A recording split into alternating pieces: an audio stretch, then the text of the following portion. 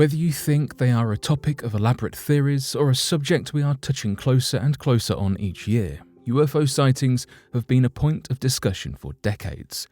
From people thinking aliens are coming to investigate Earth to pose a threat, to people thinking UFOs are just planes or lights, there are a wide range of opinions. So today, here at Unexplained Mysteries, we'll be taking a look at 3 fascinating UFO sightings.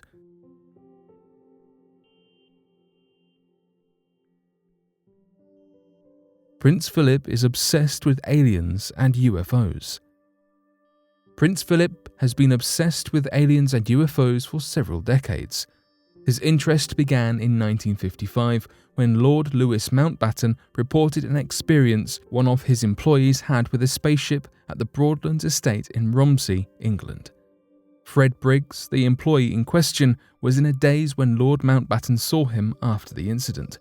He said he saw a flying saucer hovering just above the ground, and a man with overalls and a helmet came out. Briggs claims he was then knocked off of his bicycle and that an unseen force pinned him to the ground. He was sure no one would believe him. After all, he himself had never believed UFO stories before, which made this experience especially shocking. Prince Philip keeps track of UFO sightings on a map in Buckingham Palace. There is also a rumour that he has asked to see top-secret Ministry of Defence reports on UFO encounters. He has spent years collecting books on extraterrestrials. He spent the summer of 2019 reading a book called The Holt Experience, which tells the story of the Rendlesham Forest incident in 1980. This event is one of the most famous UFO sightings in Britain to date. In December 1980, several US Air Force personnel at RAF Woodbridge spotted lights in the forest. When they went to find out what it was, they saw a triangular-shaped spacecraft. They took radiation readings, which proved that something unique had been there. Radar staff had also spotted something that passed through their radar scope travelling at thousands of miles per hour. They said this object headed to the forest, where the Air Force personnel had seen the spacecraft. However, the government claimed the lights must have been from the Orfordness Lighthouse nearby. West Midlands detective John Hanson, who co-wrote the book, says it makes sense that Prince Philip would be interested in UFOs because he is such a sensible person. In his opinion, any sensible person should have this same interest because it is something that has baffled all of mankind for a millennium.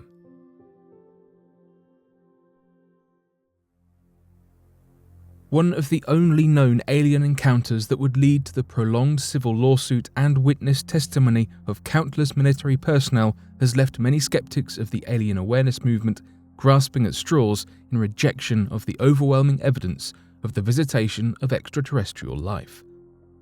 Known as the Cashlandran UFO Alien Encounter, several individuals would be involved in the sighting of an unidentified flying object that would leave them crippled and injured and in need of monetary assistance for the rest of their lives.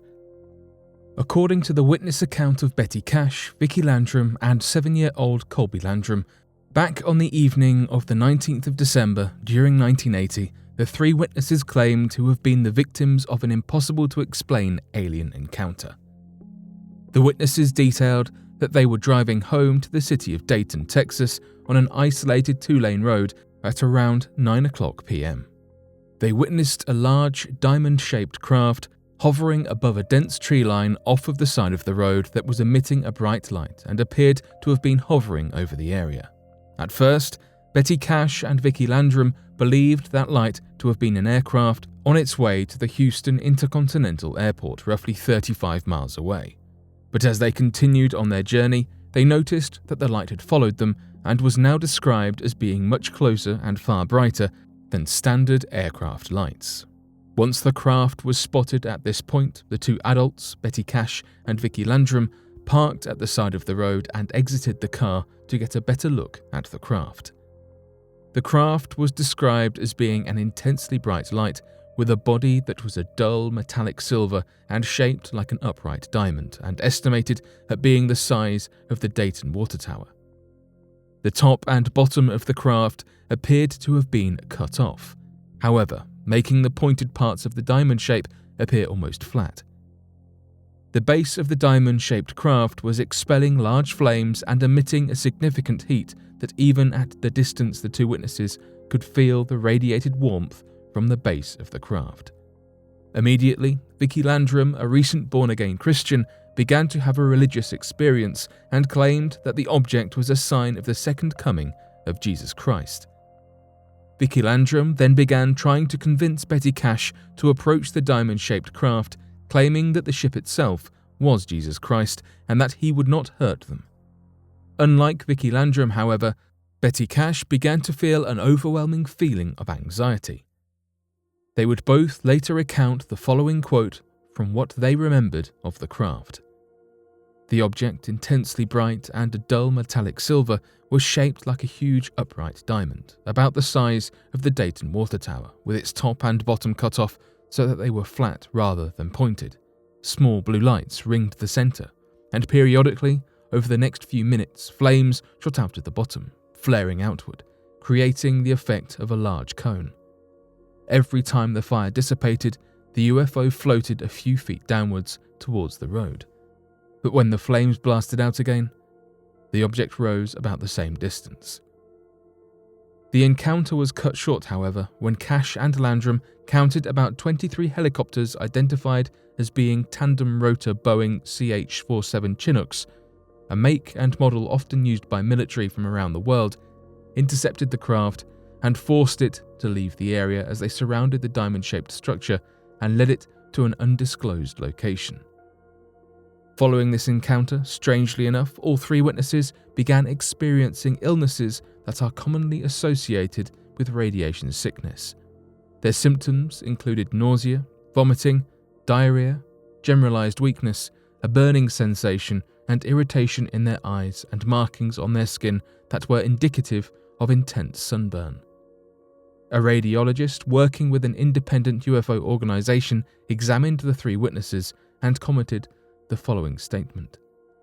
"We have strong evidence that these patients have suffered secondary damage to ionizing radiation. It is also possible that there was an infrared component as well." It was due to their illnesses that Cash and Landrum would eventually take their claims to court against the United States government after being questioned by the Bergstrom Air Force Base and were told by the Air Force personnel to hire a lawyer and seek financial compensation for $20 million from the United States government for their injuries.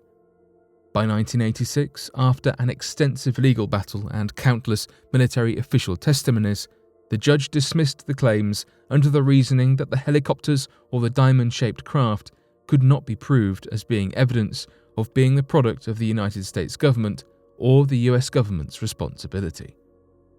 Interestingly, this type of injury is not uncommon, and those who have had close encounters with these crafts have reported similar injuries. One thing that is for sure is that the government has a keen interest in these mysterious crafts.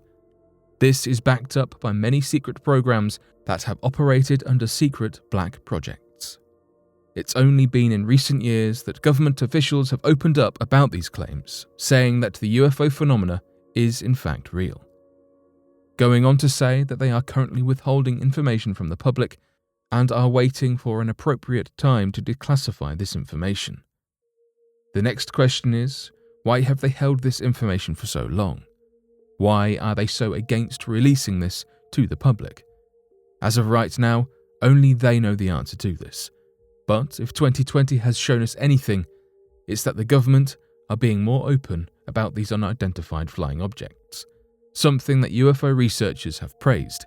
It seems that time will tell whether they declassify more information surrounding this topic. UFO sightings are becoming increasingly common, and evidence of alien activity is constantly being leaked to the public. Governments are finding it harder to keep information regarding UFOs hidden, with no shortage of hacking attempts and ex-government officials giving up more insights.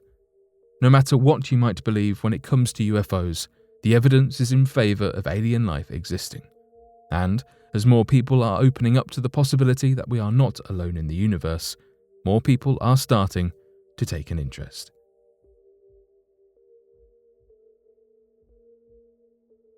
Mexico Air Force captured UFOs on radar. The Mexican Air Force stumbled across an unusual encounter when conducting routine surveillance. The radar sighting indicated several unidentified flying objects at the astonishing height of 11,500 feet, prompting many questions, queries, and much confusion. The initial surveillance was keeping an eye out for illegal aircrafts attempting to enter Mexico. The Air Force group of 8 were using C-26 Merlin aircraft, fully equipped with up-to-date radar technology. This radar infrared device is considered conventional and a standardized, trustworthy piece of equipment, with reliable detection immediately ruling out many people's suggestions surrounding faulty equipment. Unfortunately, neither the Air Force crew nor the mission coordination with air traffic control were able to provide visual confirmation with the radar indicating objects moving by, but no members of the team being able to see these objects firsthand. Despite this peculiar development, the Mexican Air Force reiterated their full confidence in the machines aboard, with 2 radar systems providing the same information, both checked to have been operating entirely as designed. Luckily for us, the radar technology was fully set up with cameras, revealing a potential 11 flying objects that could be seen on the radar but appeared to be invisible or even non-existent to the naked eye.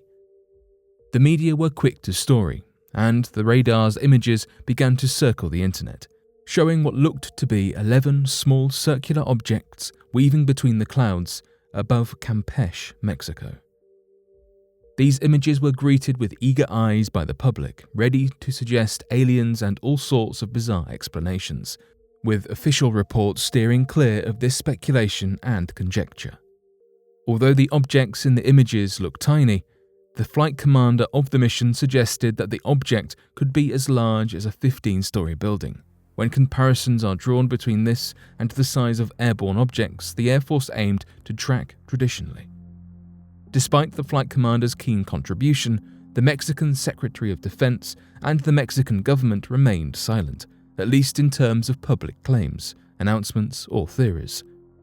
Those in official positions of higher prestige and authority have only confirmed objective matters, including that it was the Mexican Air Force that came across this discovery, and that this appears to be factual material. A peculiar result of this strange sighting is that only 2 months after this event, the Air Force commander and the Air Force regional director were demoted, being transferred to posts in lower ranks.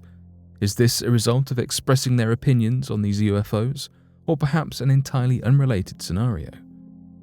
Whether you believe in the alien theories or not, the UFOs above Mexico were certainly present, captured in radar technology's photography, making this unexplained sighting all the more curious, and harder for the skeptics among us to refute.